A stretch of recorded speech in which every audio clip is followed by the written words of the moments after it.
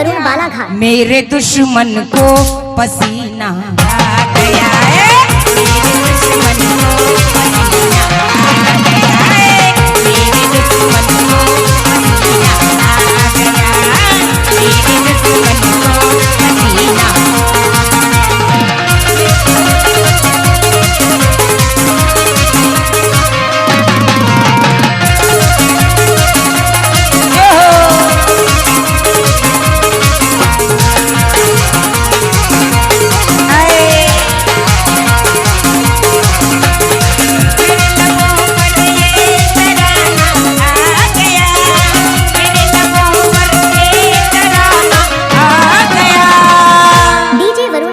बिसेन जी मेरे दुश्मन किधर भाग गए?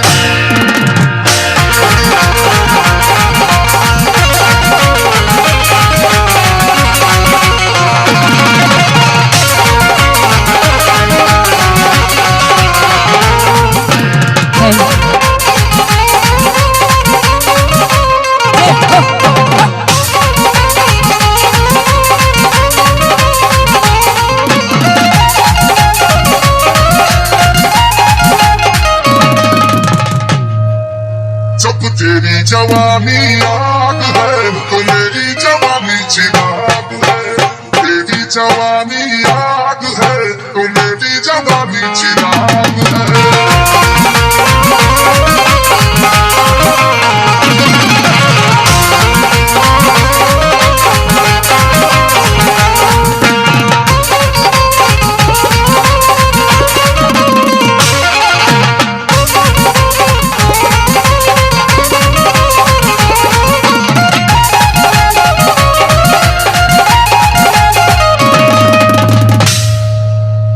तेरी जवानी आग है तो मेरी जवानी चिराग है, तेरी जवानी आग है तो मेरी जवानी चिराग है।